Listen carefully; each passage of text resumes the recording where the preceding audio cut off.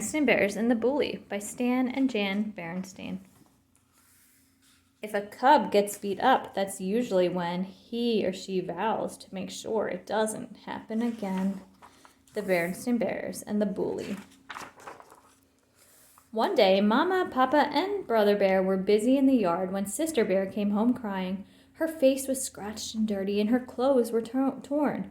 "What happened to you?" asked Mama. "Please tell us," said Papa. Brother couldn't believe how beat up Sister looked. Her jumper and blouse were torn. Her face and fur were a mess.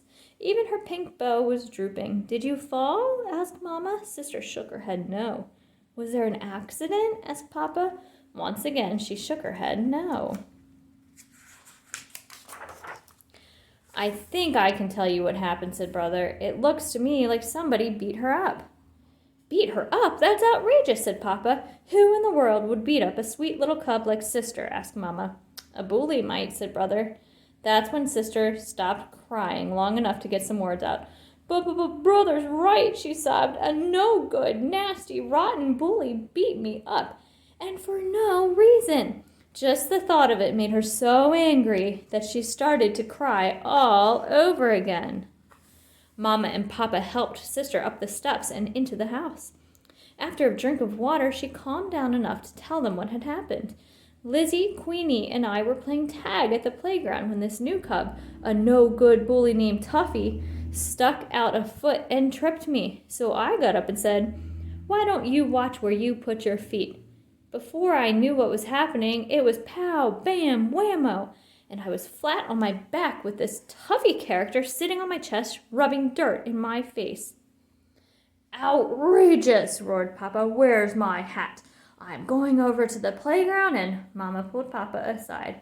"You're going to do no such thing," she said. "But something has to be done," Papa said. "Indeed it does," agreed Mama. "But right now we have to take care of Sister." She turned to call, "Brother, would you please get me a wet washcloth?" "Where's Brother?"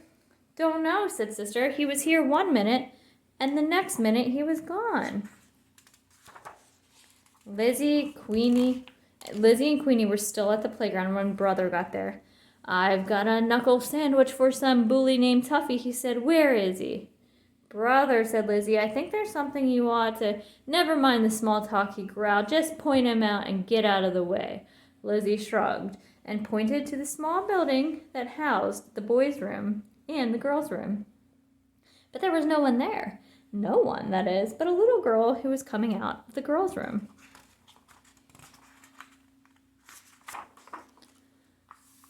But hold everything. The little girl was wearing a t-shirt that said Tuffy.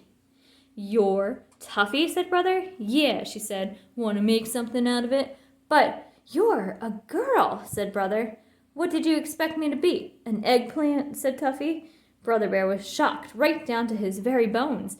The big bully he was going to clean up the playground with was not only a girl, but a little girl at that, maybe even a bit smaller than Sister. When Lizzie and Queenie came over to watch, Tuffy figured out who Brother was. "Hey," she said, "you must be the big brother of little Miss Pink Hairbow. She got fresh, so I cleaned her clock.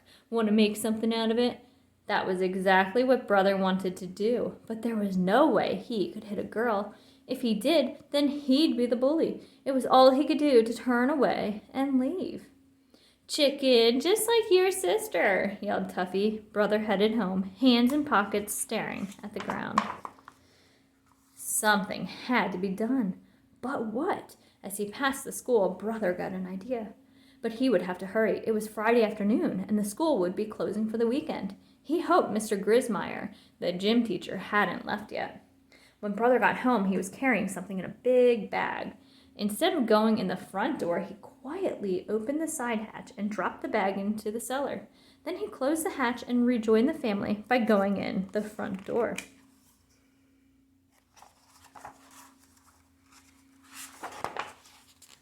"Where have you been?" asked Mama. "We've been having a family meeting." I was just checking out the playground," Brother said. "And no doubt you found out that Tuffy is a girl," said Mama. "We've been discussing the situation and have pretty much decided that the best thing for Sister to do is to simply avoid this awful Tuffy person." Then, too, you'll be at school, and you can keep an eye on Sister. What do you think of the plan?" "It's okay," said Brother, "but Sister's the one that got beat up. What does she think?" "It's okay, I guess," said Sister, "but what I really like to do is punch that Tuffy's nose right through her face, then kick her in the shin, then knock her down, and—" "Now, Sister," said Mama, "we've been through all that." "Good," thought Brother. "Sister and I are on the same wavelength." Before dinner, Brother passed Sister a note. It said, "Important. Meet me in the cellar at 7 o'clock." The first thing Sister saw when she showed up for the big secret meeting was one of Mama's big bags of dried beans sitting on a stool.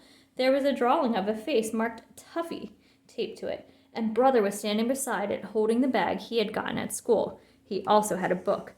"What's this all about?" asked Sister. "It's about that Tuffy character, and you not getting beat up again," Brother said. "Sounds good so far," said Sister.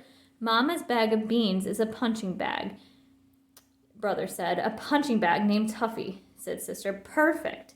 She gave the beans a pretty good punch. "Not bad," said Brother. "What's in the other bag?" Sister asked. "Boxing gloves," Brother said. "And this book is called The Art of Self-Defense." "Where did you get all this stuff?" asked Sister. "From Mr. Grismeyer. I told him I had a friend who was having trouble with a bully. We've got it just for the weekend. It goes back Monday morning." "Then what are we waiting for?" Sister said. "Let's get started." Sister turned out to be a good student of the art of self-defense. With Brother's help, she learned the left jab, the right cross, the left hook, the uppercut. She also learned to duck, and she punched Mama's dried beans silly. "Well, you've learned quite a lot over the weekend," Brother said on Monday morning, "but there's something very important for you to remember. You still have to avoid Tuffy. She's a mean little thing. She was even ready to take me on." "Don't worry," said Sister. "I can still feel where she socked me on the jaw." Sister did a very good job of avoiding Tuffy. She avoided her all day Monday and all day Tuesday. But at recess on Wednesday, Tuffy did something so mean and nasty that Sister just had to do something. Tuffy was throwing stones at a baby bird that couldn't fly yet.